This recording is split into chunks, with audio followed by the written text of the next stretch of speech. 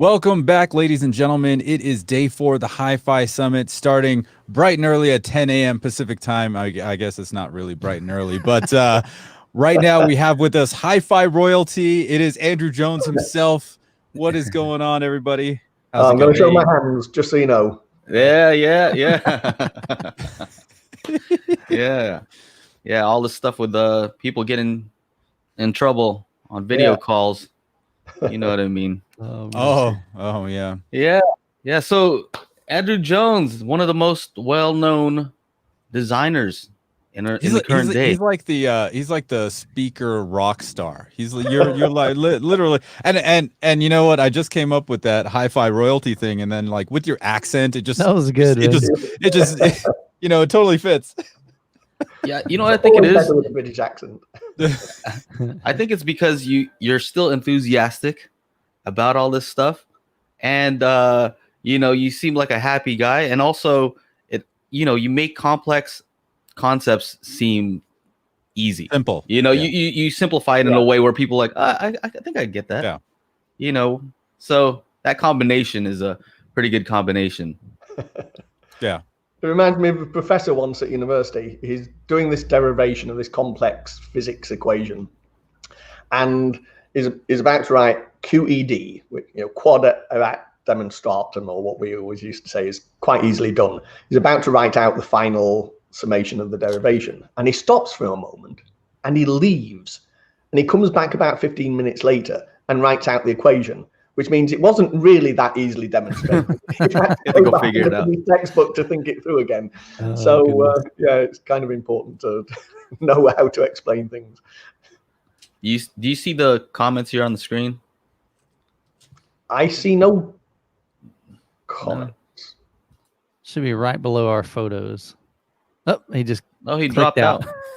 All right, and that's the end of the. He has enjoyed Andrew's talk. Look at that busy guy. He had to leave right away. Right. Yeah, that's it. He dropped some knowledge and then dropped out.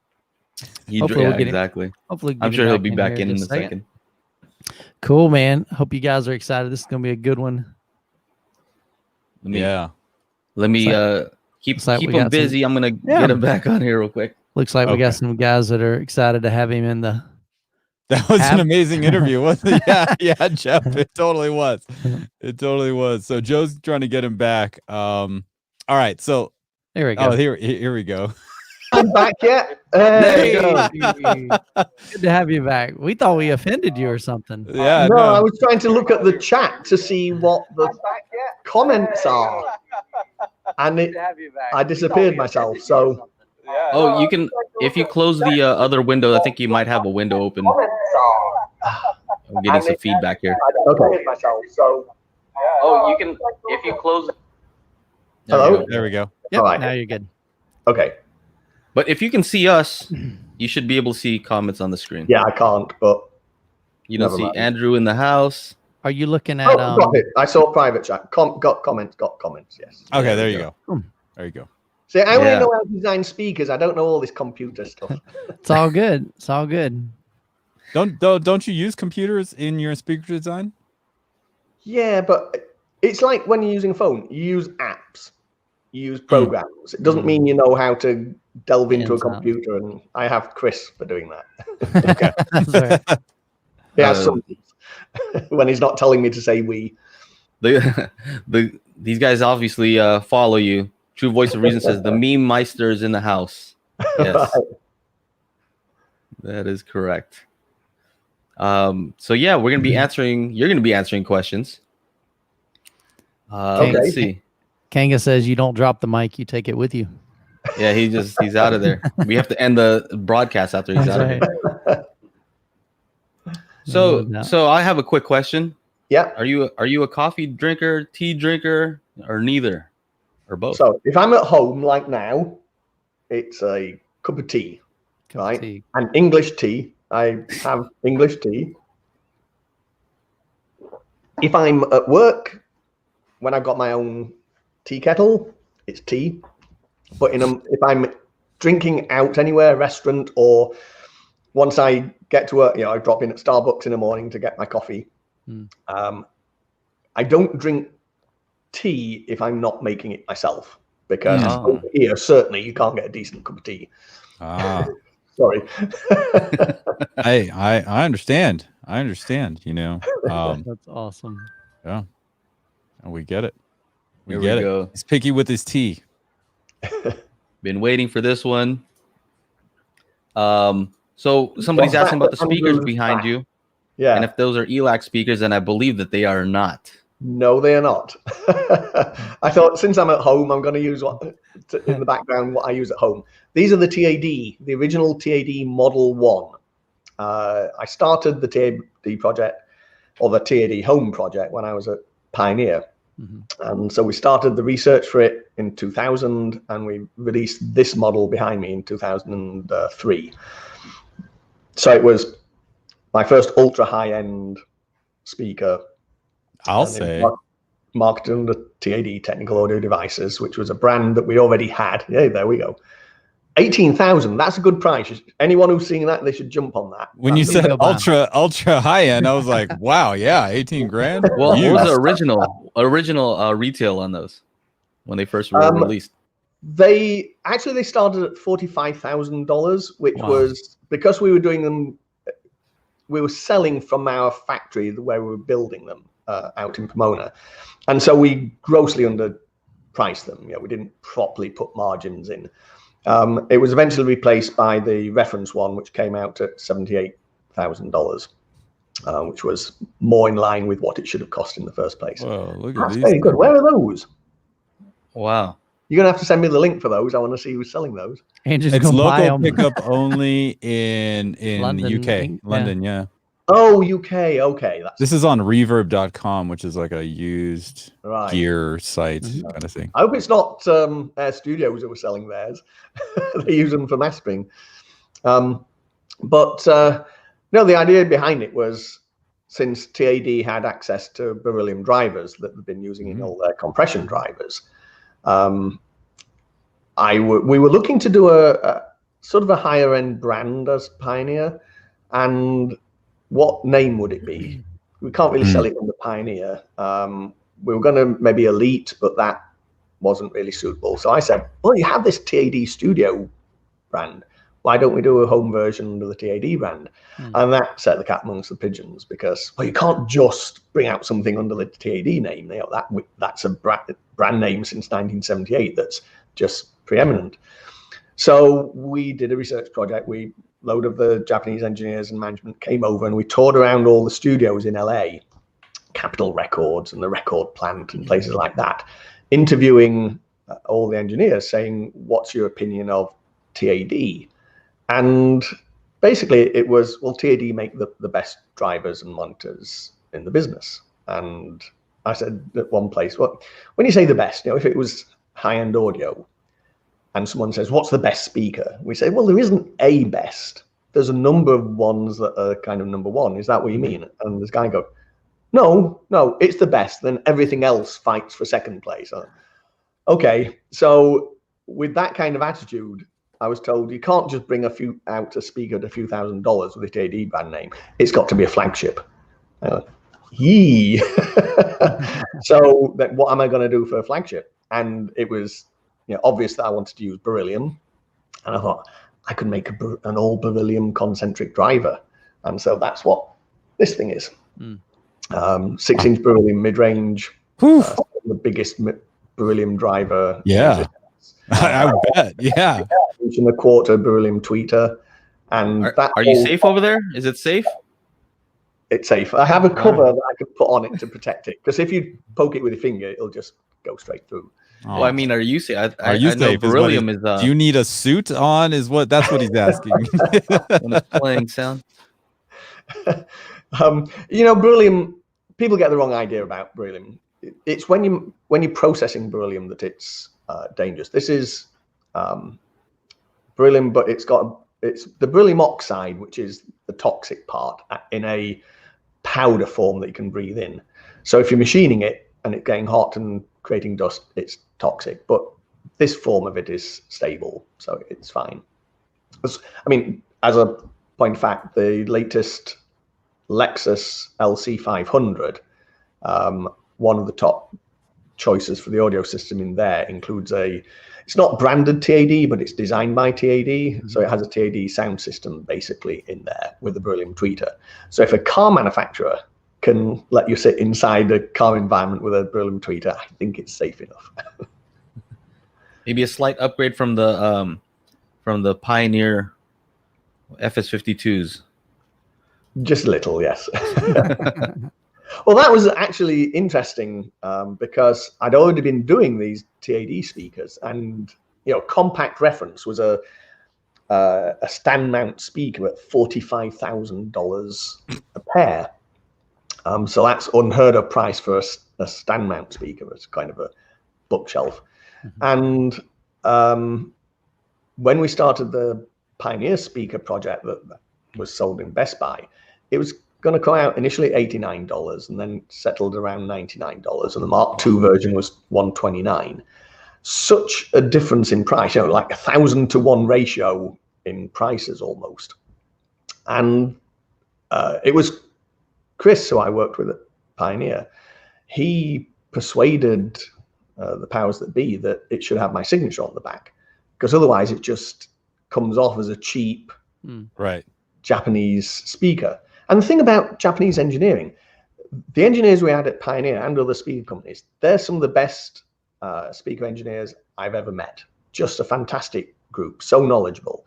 It's just that traditionally what they were looking for as a sound signature in speakers wasn't what we all wanted. And but the engineering is fantastic, and the access to facilities is fantastic. And so it was great working with them, particularly on the TAD project. The Pioneer low-cost speaker project, that was all mine, but we persuaded them we should have the signature on the back to distinguish it and say, this is a real speaker. It's intended to sound good, even though it's at a very affordable price. And it just took off. We sold tens and tens of thousands of them. I got mine over there. Yeah, so it was a great project, but it had concerned people. Well, you've got your name on the cheap product, but not your name on the expensive one.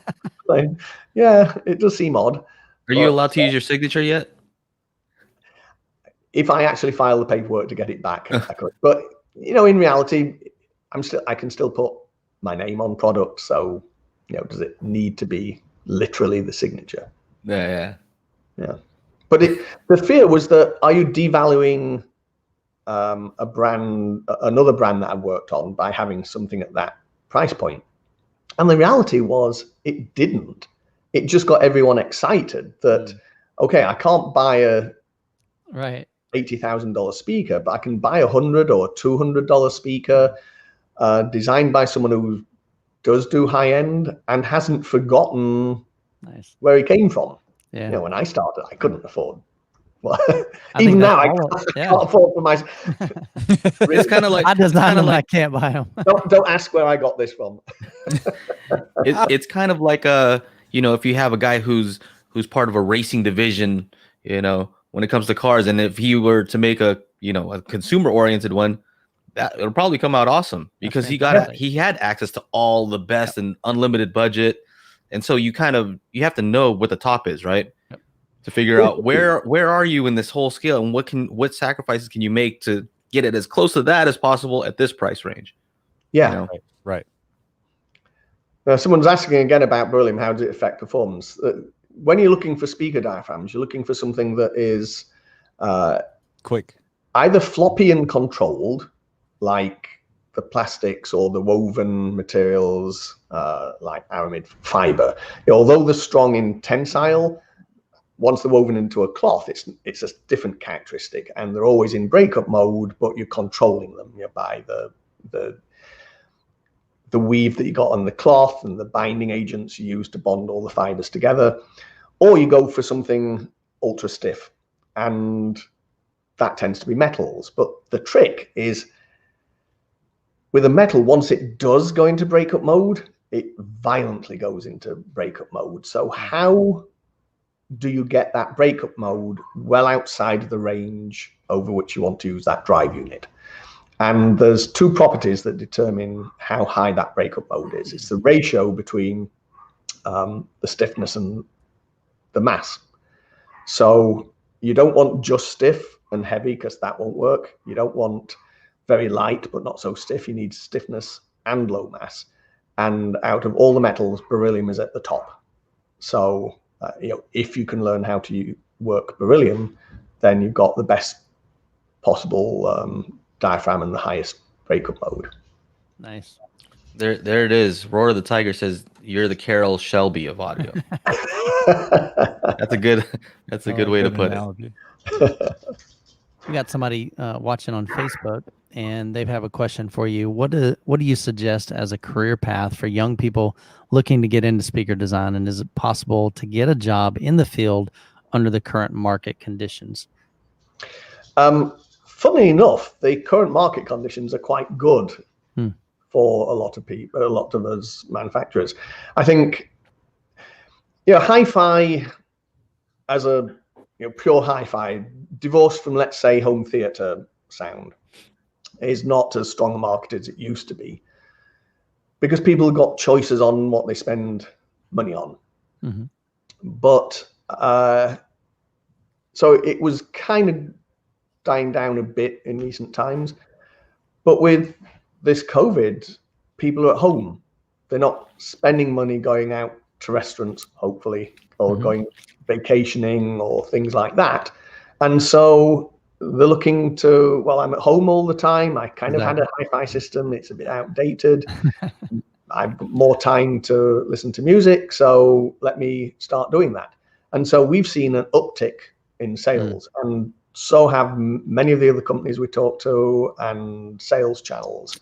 So for some people, it's going well. So what was the original question? Because like people that want to get into how do you design? get in?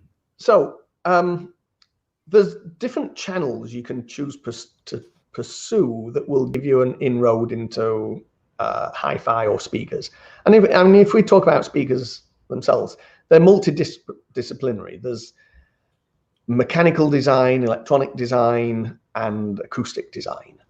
So for me, I chose to do physics because I was interested in the acoustic design and speakers. And I went to a university where they'd got a good physics course alongside quantum mechanics and solid state and nuclear physics, which I had zero interest in. And then the key was, after having done about 6 years of postgrad, I got a job at KEF, first in the research department. And that's where I got all my mentoring, because no matter what you learn in a physics course or whatever at a university, it's not going to literally teach you how to build a pair of speakers. Sure. For that, you need to study all the research papers that have been published, join the Audio Engineering Society, get all the books, study for yourself, but hopefully get an internship or something at a company that is committed to proper R&D as opposed to just buying drive units and putting them in a cabinet. And that's the real way you learned. That's how I really got my start. Laurie Fincham was a fantastic mentor at KEF, head of R&D, and access through him to all the world's experts. Sure. Neville Teal, Dick Small, Dick Heiser, Peter Walker from Quad, all these people that I could always ask questions of. And as far as disciplines are concerned, a big part of actually manufacturing or designing for manufacture of speakers is mechanical engineering. So you don't have to be an acoustic or electrical engineer in order to be involved in designing speakers. If you're happy to do all the mechanical design as part of a team, because generally you'll always need a team around you. I don't do the 3D CAD for the cabinet work. There are other people doing that and interfacing with the factory. So I can sketch out what I want and then sit over someone while we're working out a design. Right. Or industrial design. If you're interested in the visual design of things, you can get into a speaker company like that. So if you're looking to join a bigger company where you'll have influence from lots of different people, you can use any of those disciplines to get in. Nice. and maybe then soak up everything around you and start to understand about other aspects of the design. Would So you have electrical. to say you need to know a lot about math? Maths definitely helps. I personally am not the strongest in maths. I always struggled a bit, which was very awkward when doing physics, because physics is basically applied mathematics. In fact, my standing joke is a physicist is a failed mathematician and an engineer is a failed physicist. And I'm Nice. way down to being an engineer. I was about to say, because Aaron's Audio Corner, thank you, shout out to you. He sent me this thing for the Clipple, and I don't know what half of this stuff even means. Yeah. Look at this, like all Yeah, these equations. Oh my goodness. But I think it's one of those things where most likely if you have to learn something in order to get something done, it's kind of like, oh, well, I got to learn this thing to get over here. It's not just to pass the class, right? Because I think that's how Einstein was. Like, he wasn't great at math, but he needed to figure out math in order to, do what he wanted to do.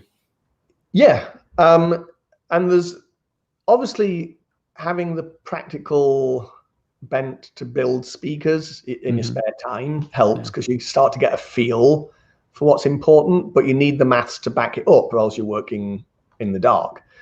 When I started off, before I went off to university, I was trying to build speakers myself and never finished one.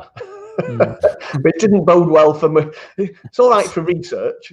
Right. My other motto is, if I knew what I was doing, it wouldn't be research. And the idea of finishing something is what you need those skills for if you're going to be doing product design, for manufacturing. Research is more open-ended.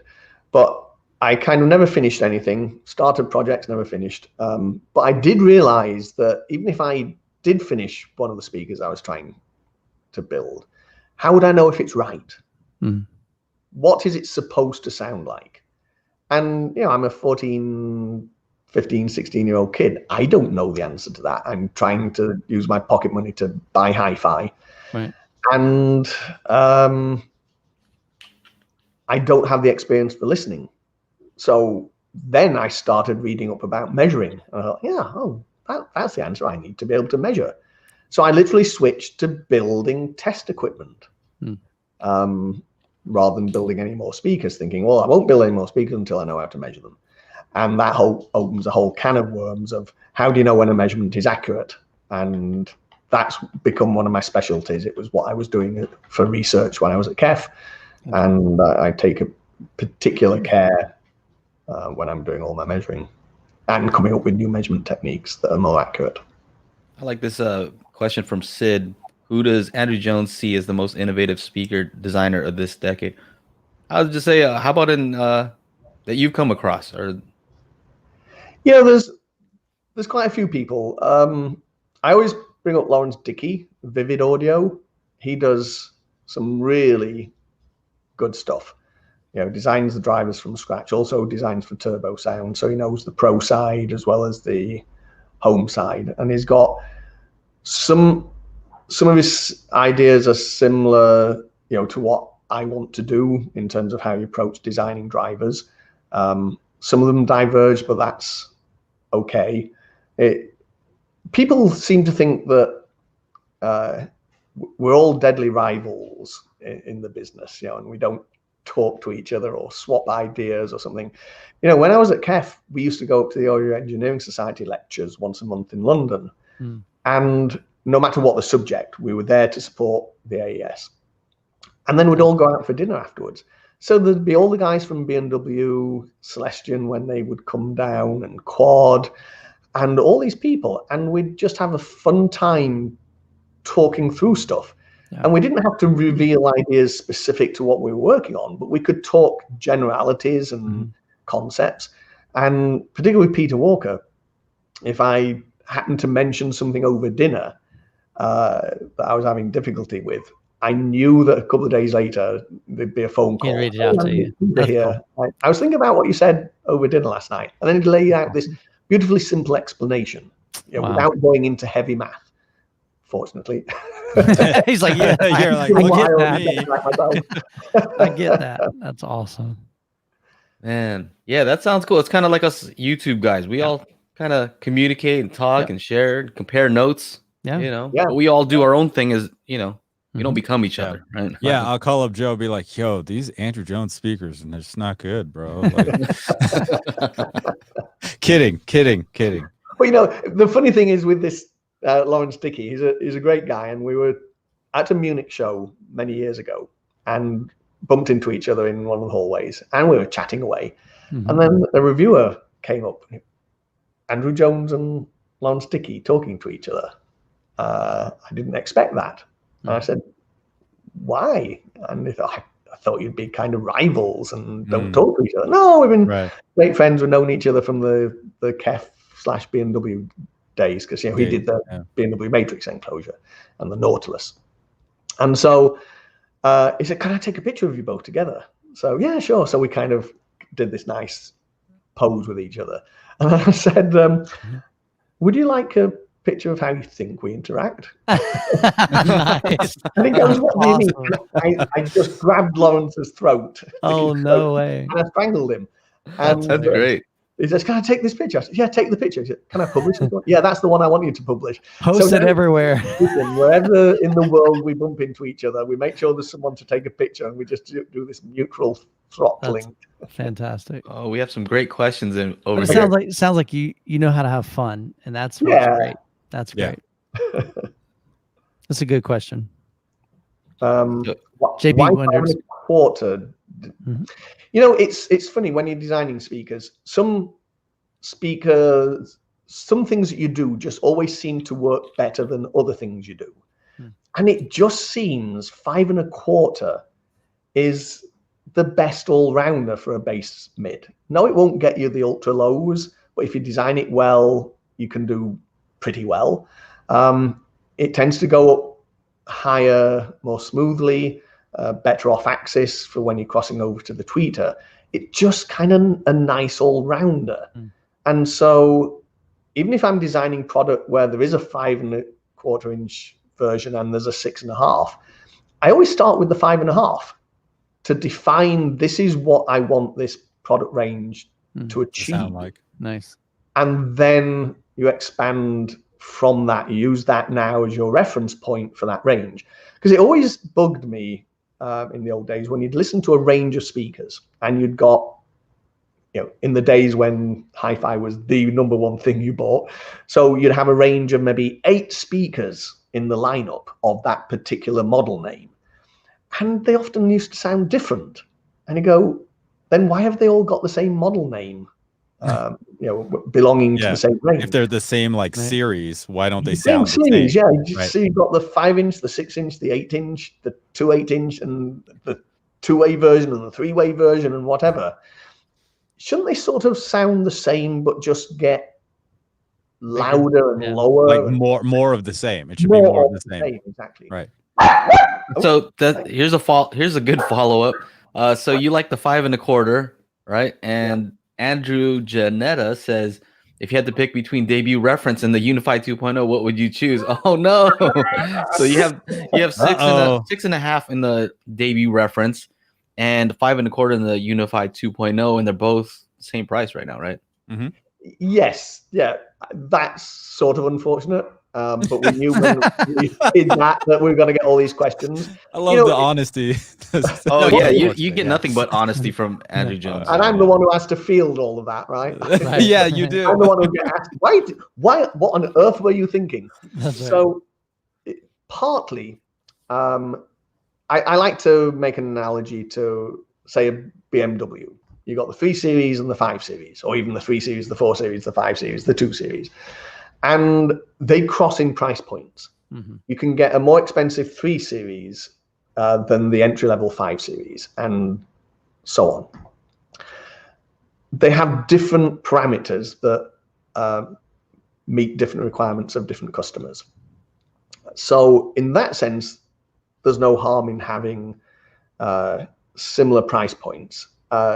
It's also a fact that you start off designing one product and then you finish that and you turn your attention to the next one, and you look at what you want to be able to do with that next one, and you start to think, you know, I know it was $500, but to make a new one, costs have gone up. I don't want to cut corners, but I want to make it better. What can I do if I put up the price a little? You know, $500 to $600. Some of it is manufacturing costs have gone up. Some of it is content that I've put in it. Oh, it makes it the same as debut reference that we already launched. Well, we'll just have to accept that. And they are different sounding, because one is a 2-way, one is a 3-way. One is 6-inch, one is 5-inch. But at least in terms of capability between the 6-inch 2-way and the 5-inch 3-way, in a 3-way, the bass driver is a dedicated bass driver. That helps, because when you're designing a 2-way and you want it to move a lot of air for the bass, yeah, the 6-inch has got more area, but it doesn't really have a great deal, if any, more excursion than the 5-inch one does. And so you've got maybe 2.5 dBs worth of extra bass loudness capability out of the 6-inch than you have the 5-inch. It's worthwhile, but it's not OMG, this goes so much louder. Right. And then you have to backtrack a bit and say, well, when it's moving that much, it's also carrying the mid-range on it, the vocal. And unless you've got a perfectly linear motor system, you'll get some modulation of the vocals by the movement that's creating the bass. And so there's a limit to how far it will move to create pure bass. And there's a limit to how loud it will play when you're creating both low bass and the vocals, before you start to notice the modulation on the vocals. And that's going to depend on the music, and particularly with a vented box speaker, as you play music that's below the vent tuning frequency, if you're not careful with the driver design, it'll, what we call, unload. There's very little stiffness controlling it, because the box is now basically an open box. And so it'll move a lot further, and it's not really reproducing that noise, but it is moving a long way. So gives you more vocal modulation. In a 3-way system, and I noticed this in a demonstration a while ago, and I went to kind of see, well, how bad does it get? And shouldn't a 3-way work better because it's not carrying vocal? So the test was with a Unify. Play that same track on a 2-way and the 3-way Unify. One's 6-inch, one's 5-inch. What's it sound like? The 5-inch went louder before you heard. Well, in fact, you never could hear any vocal modulation on that due to that effect. You could hear that the bass wasn't quite as tuneful or clear, because there's some distortion in the bass, but pure bass distortion, it kind of fattens up the sound. It's not a harsh sound because there's no high frequencies being produced by a bass driver. So it gives you kind of a plump, fat sound, which is not necessarily unpleasant when you're playing very loud. If you think of what you do when you're recording music, you used to run tape machines into tape saturation to fatten up the sound of some instruments, particularly drums. So it's not an unpleasant effect. But with having no vocal modulation, you felt you could play louder on the 3-way system with a 5-inch driver than you could on the 6-inch 2-way. So that's part of it. Obviously, if I made a 6-inch 3-way, it would then play even louder, but then the box gets bigger, the price goes up. So that was one of the factors between the two speakers. And they sound different, but then they have a kind of Andrew type of sound, but there's a subtlety in the difference in the sound. At the same time, it's a bare bones vinyl square cabinet on the Unify, whereas Reference Series was intended to take a debut speaker to the ultimate. Cast chassis and better box construction and painted curved baffle and all this kind of stuff. So it's more than just its sound, it's also its visual design. So basically a different set of sacrifices that you had to make for each Yeah, For one, each right? design, yeah. Yeah. It's to For each say, speaker. okay, let's take it up as far as I can from an acoustic design, but then let's add cost for the visual design. Without that, it would have been a lower cost speaker. But so often people listen with their eyes, obviously, to some degree, and they go, no, I love the sound, but I also do want it to look nicer and fit into the home better. Yeah. And I will be for that. So is it a secret as to which song you use, which track you use for the intermodular distortion? It was from London Grammar. I was gonna say, because I have it right here when I asked you last time. That's so funny. Yeah, Hey Now, right? Yeah. Hey Now, yeah.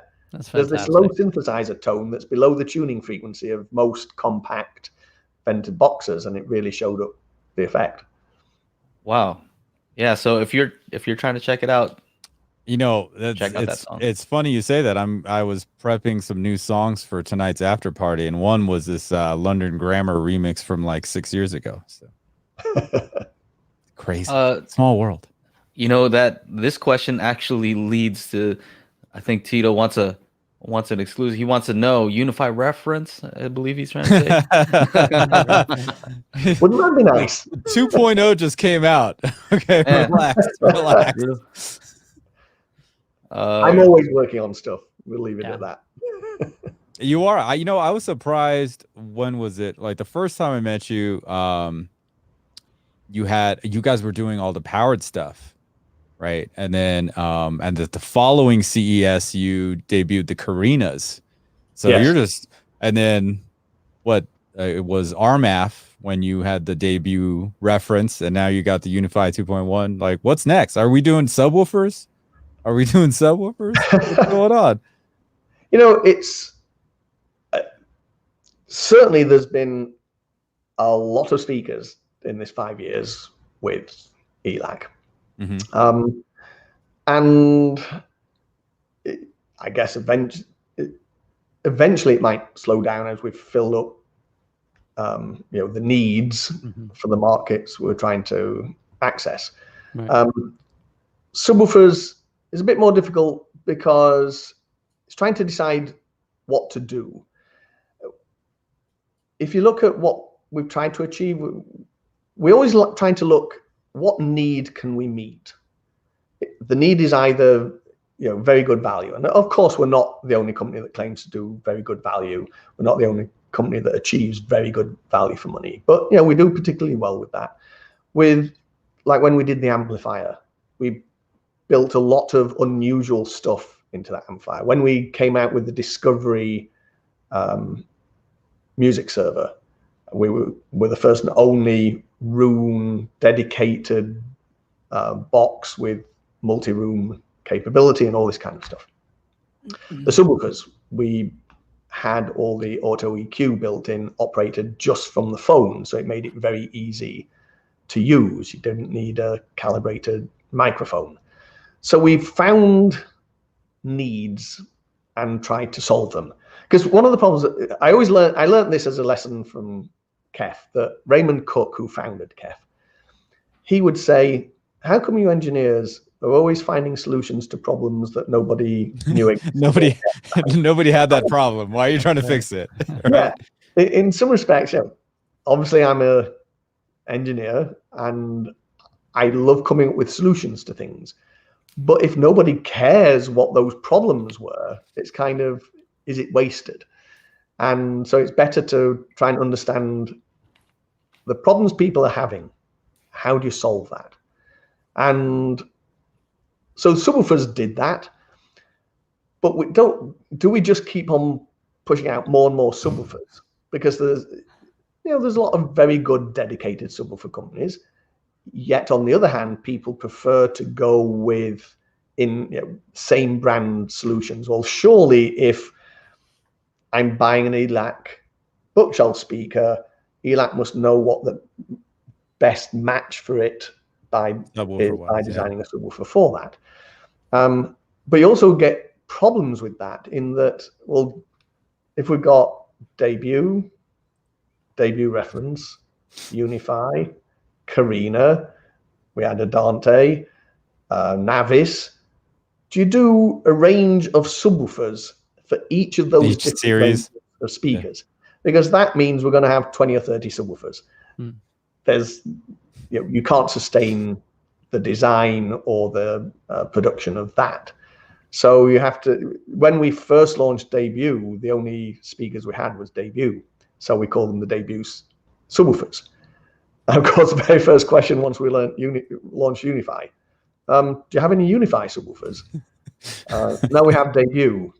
Yeah, but they're Debut. What about the ones to go with Unify? You're like, just use the Debut, man. Come on. Yeah, but it says Debut. So you kind of have to try and be a bit more generic in your range of subwoofers and give them numbers that have got nothing to do with the product names for the other categories, and different finishes to match each different. And then and it's just like the ELAC subwoofer. Yeah, have a vinyl one, a satin gloss, a satin paint, a gloss paint, a half and half. So at least you can kind of that looks kind of similar to the main speaker. You have a lot of questions here. Maybe this will combine a few questions, but I noticed that this is your listening room, right? And so do you have a ton of acoustic treatment there, or? Not a great deal in here, but it's, although you can't see the rest of the room, it's not just a box of a room, and there's lots of things to break things up. There's a huge sofa in here which helps keep things out.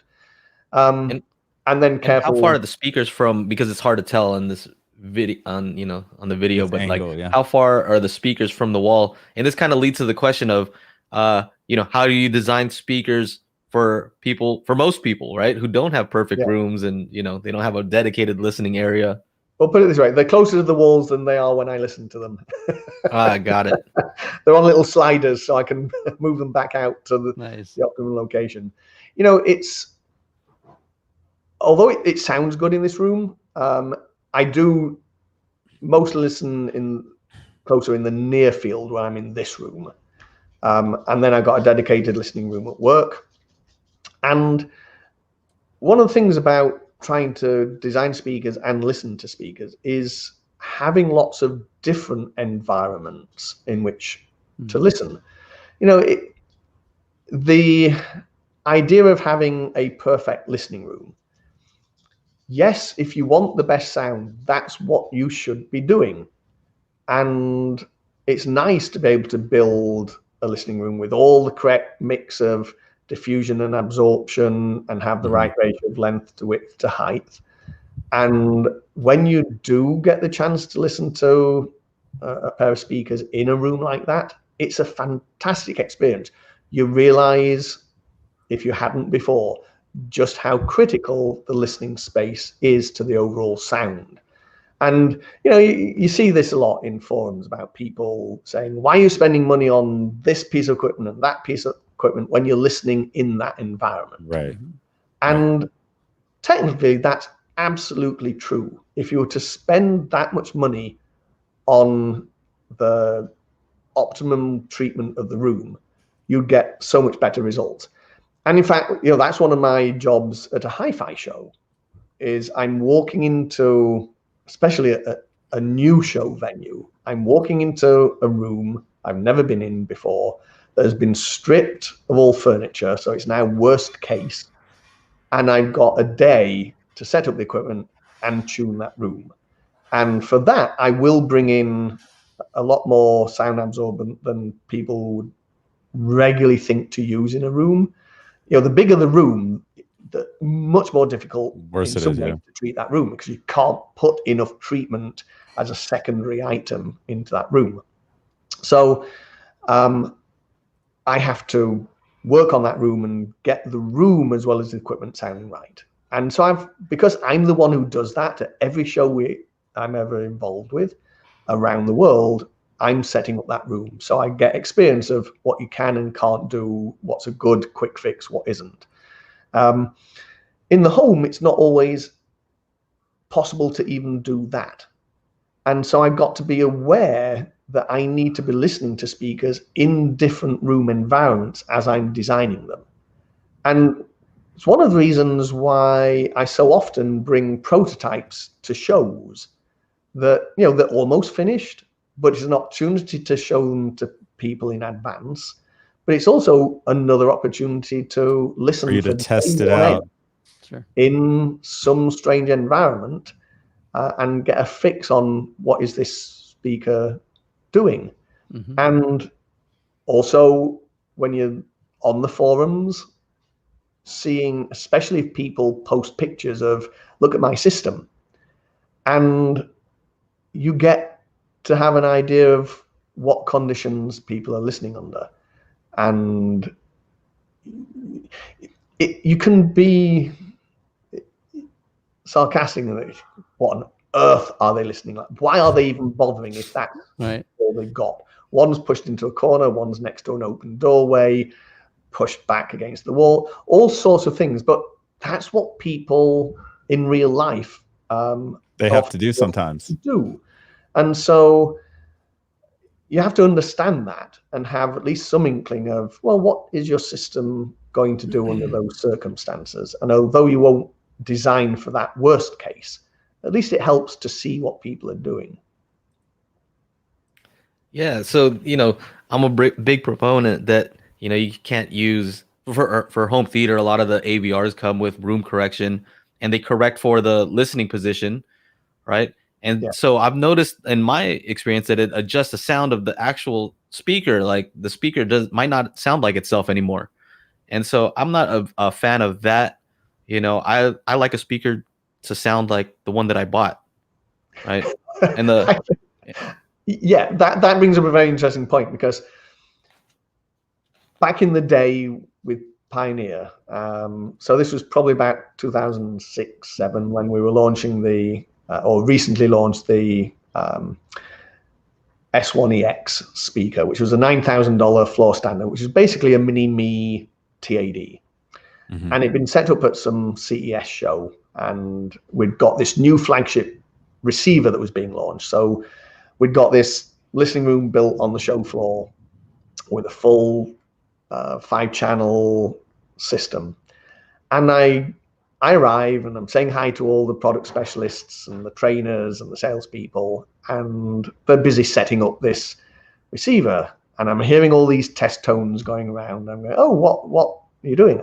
Oh, we've got this new flagship receiver, and it's got all this auto room EQ correction. We just put this microphone out in the room and we run all these tones, and it equalizes everything to get the best response. I'm going, really?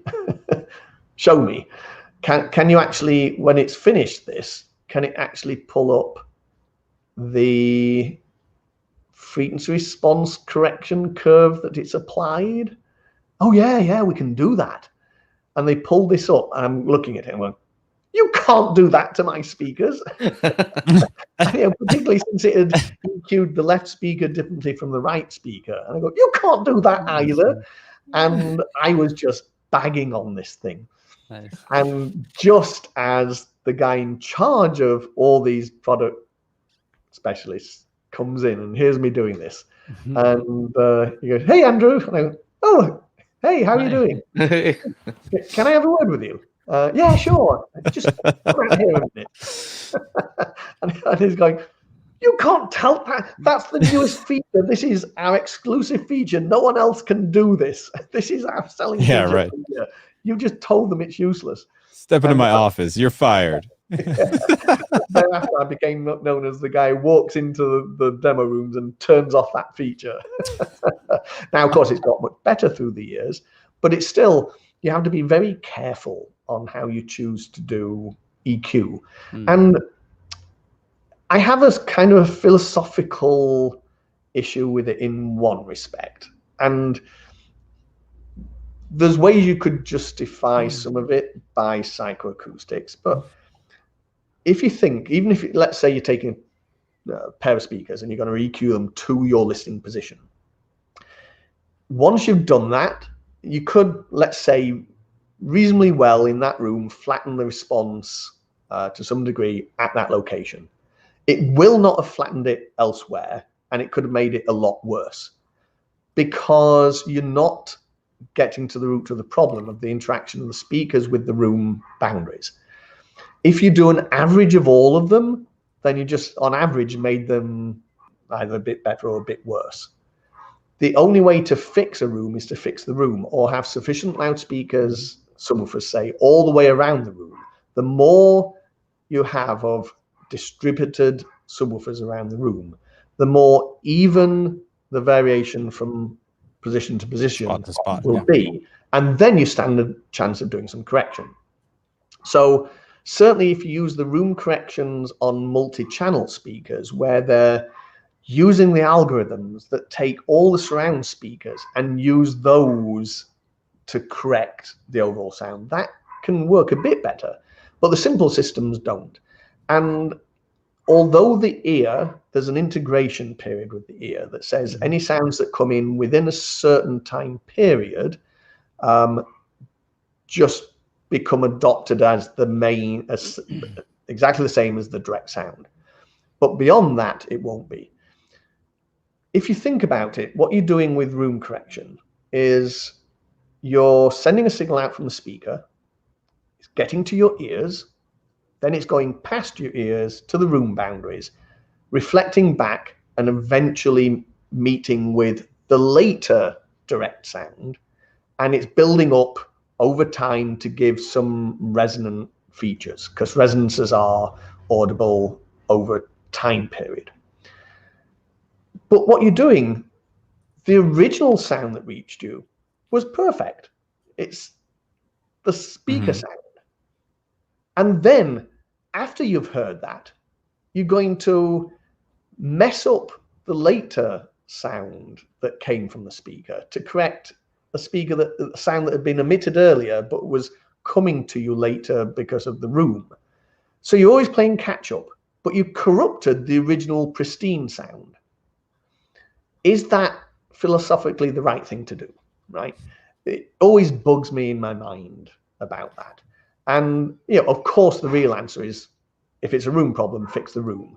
But we just know that most people don't, as we've discussed, most people can't put that amount of treatment. Yeah, so many questions here.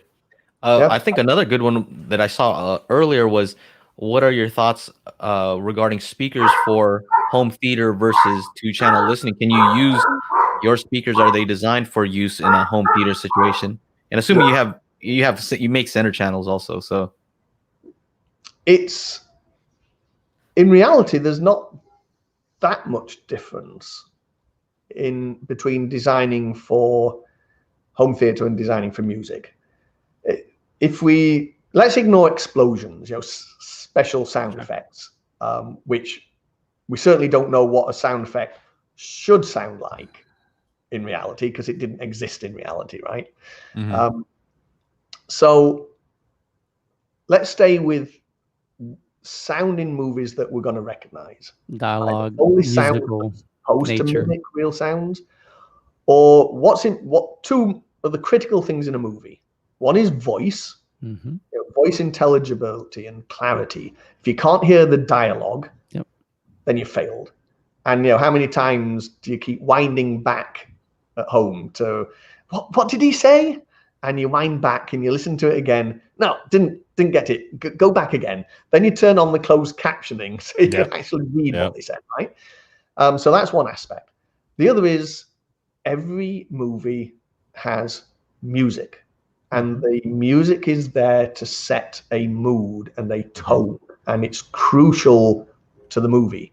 And in fact, it also informs you about what's going to happen. Think of a horror movie and the way the music builds up and gets scary, builds the suspense and all builds that. the suspense before the visual feature comes along. So those two aspects, voice and music, is what you're listening to in a stereo system. So you need to get whatever you do in a stereo speaker design, let's say, to optimize those things, is going to work perfectly well in a home theater environment. And then all you have to make sure is that the tonality of the left, center, right, and to a slightly lesser extent, the surrounds is all identical. And also the phase responses of all the speakers are identical. Don't mix a 2-way and a 3-way, for example, because they're relying on correct phase relationships to build up a sound sphere around you. And so it helps to have the same phase all the way around.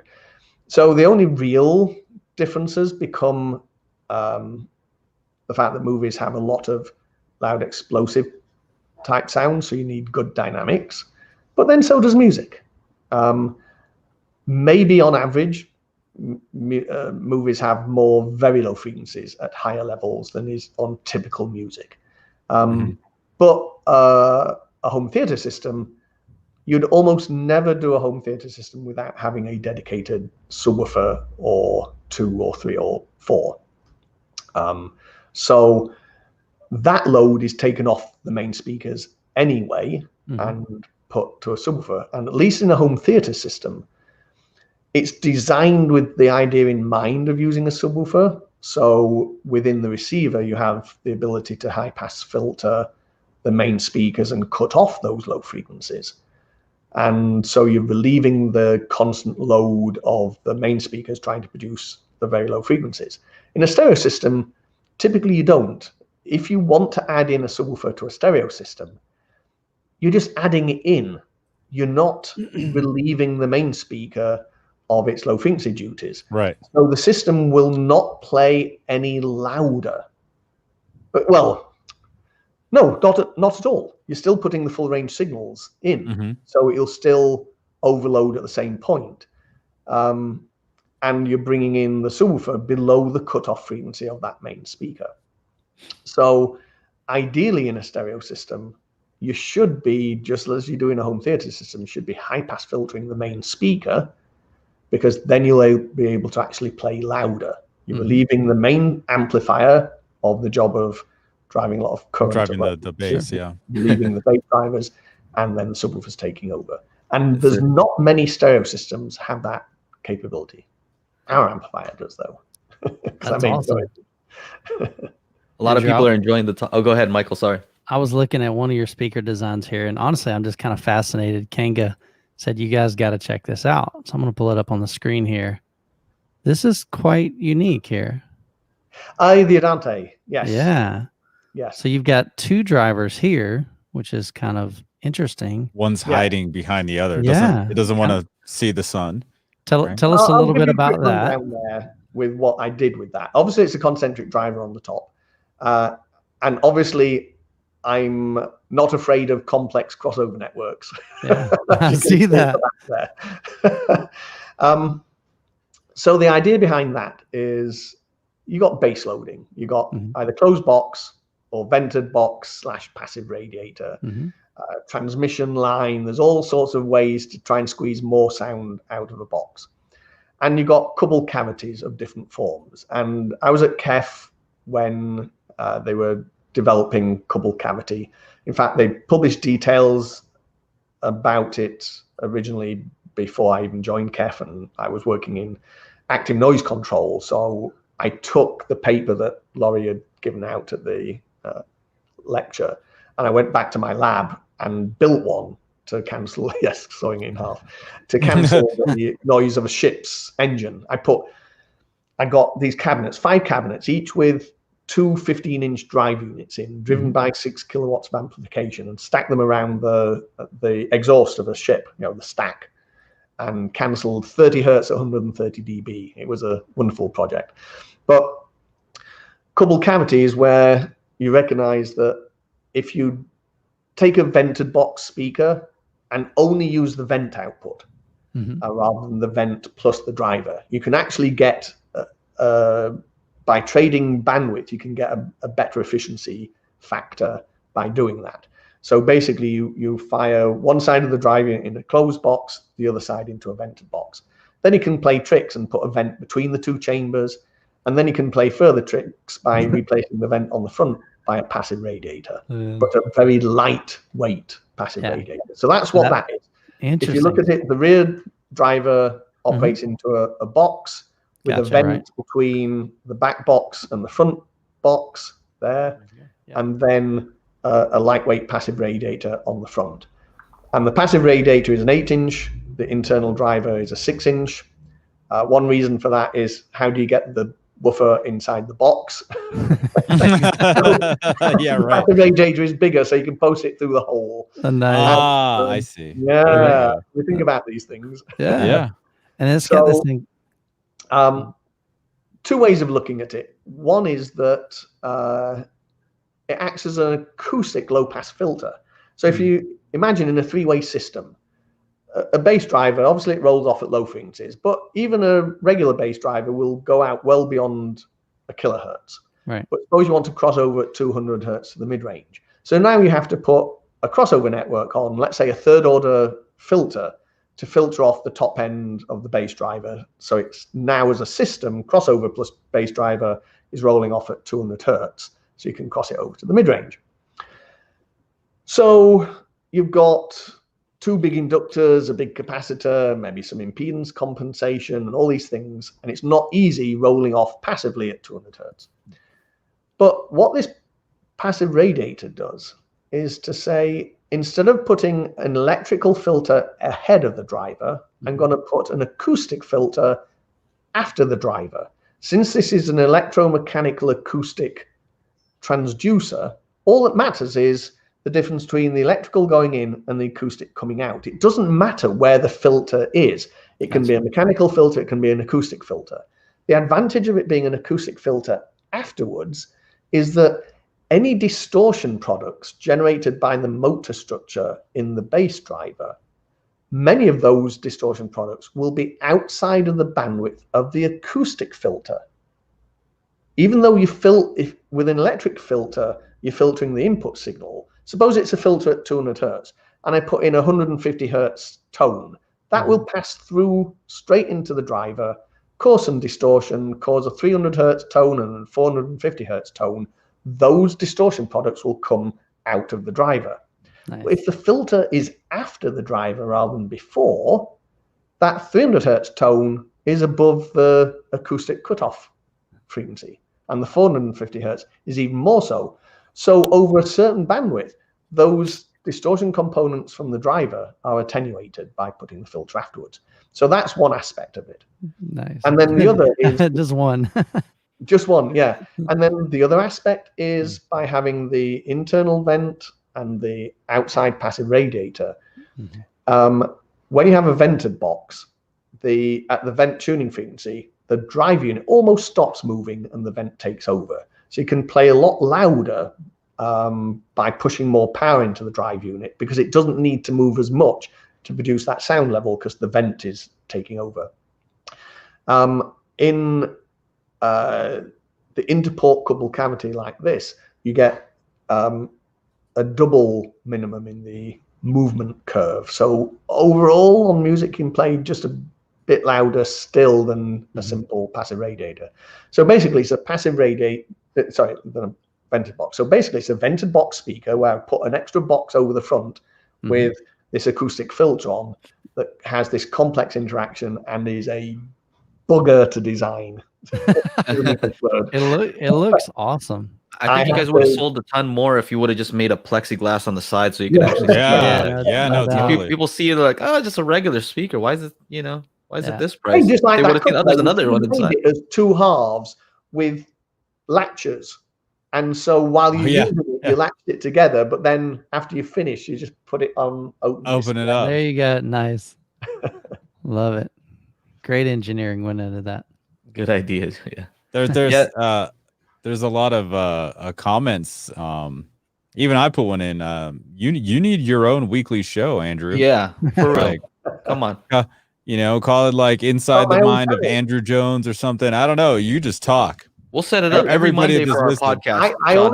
The guest is always Andrew Jones, right? I think still of theandrewjones.com. There you go. Andrew Jones was already taken. It's a bit too common a name. And so I thought, I deserve the Andrew Jones. It was available, so maybe I need to start doing something with that. Yeah. We as long as it doesn't take up too much time, because we want you designing speakers still. Yeah. You know what I mean? Yeah. It'd be nice to hear from you, but we still want those awesome speakers.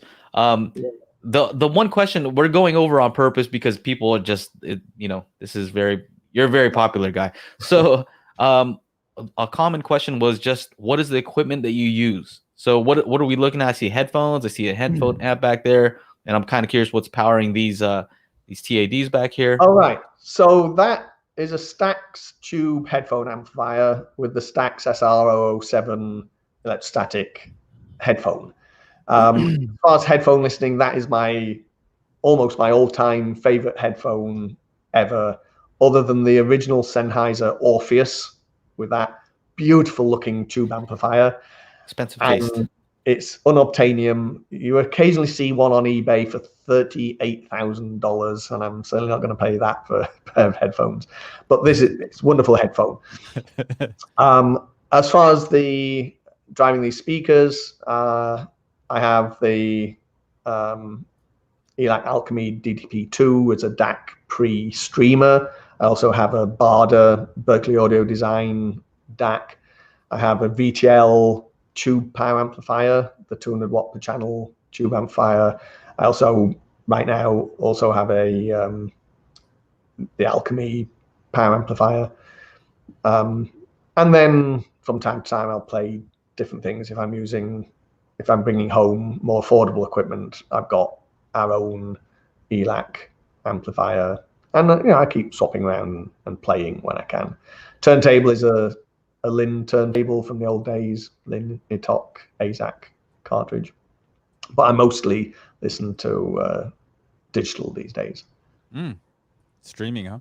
Answers all of them all at once. Anything that you want to mention before we end this, and actually have you in the certainly. Go ahead. Sealed boxes are said to be more musical, by some people, not everybody. Especially with affordable speakers, you give up a lot by just having a closed box alignment in terms of either available efficiency or bass extension for a given cabinet size. So I tend to stay with vented boxes. But even my TAD behind me is vented. If you do vented right, it is musical. It is fast. It is detailed bass. You don't, it's not that closed box is the only accurate solution to that. Height of stands for debut reference. I always pick 24-inch stands, 22 to 24. I don't like the speakers to be too high. The higher you make them, you get a more obvious floor bounce dip at around 250 hertz. You get a bit less loading on the speaker. So for me, I find that's about the optimum. So that's what I design for. And our stands are that 22 to 24-inch height. That's good to know. All right. Well, Chana, Andrew Jones, thank you for being on here. We're going to actually ask you to just hold on for a second, because we have our private VIP area for people who want to ask some more questions. So if you don't have your ticket to the Hi-Fi Summit, that's how you have access to the VIP area. Also, all these questions that maybe I have, because I wasn't actually reading the questions very often. If there's any questions that we can post answers to afterwards, will that help? Yeah, absolutely. Yeah, we can put it into the description of this video later on. So yeah, or just comment, on the video itself. Just respond to all the questions and just check back on the video if he didn't answer the question this time. He has a playlist on Kobo. What is this thing on the screen here? So this is, I was just giving Andrew some, he was saying that Andrew Jones and the Andrew Jones was taken, but you could always do legendary Andrew Jones. It's available right now. Hopefully the Andrew Jones is taken because it's mine. It is. Okay. Paying the fee. Good deal. So yeah, hold on. Chana, why don't you take us out? And Andrew Jones, don't go anywhere. Good stuff. All right, ladies and gentlemen, that was amazing. Again, give it up for Andrew Jones, the hi-fi royalty in the house. And the Hi-Fi Summit Day 4 continues at 12 noon with SBS. We have Nick and the Larry All right. The Larry. Can we call him the Nick as well? The Nick and the Larry? I don't The know. legendary Nick. The legendary Nick. There we We've go. worked our way up to. Again, if you want to jump into the video chat, we will be there. If you don't have access to it, go to the HiFiSummit.com, click the join us button, pay the $29, and you've got instant access to Andrew Jones. Man, what a deal. What Dude, a deal. Joe, you need to increase the price real quick. Just for Andrew Jones, yeah. Just boost it up, man. Pop it up. Yeah, real quick. yeah. He'll go to $30. That's called supply and demand right there. So yeah, we'll see everybody in the video chat, and everyone else. We'll see you guys at 12 noon Pacific Standard Time for SVS. On behalf of the Daily Hi-Fi crew, thank you so much, Andrew Jones. Yes. And Thanks, guys. sit tight. Don't hit Fun that as leave always. studio. Don't hit that button.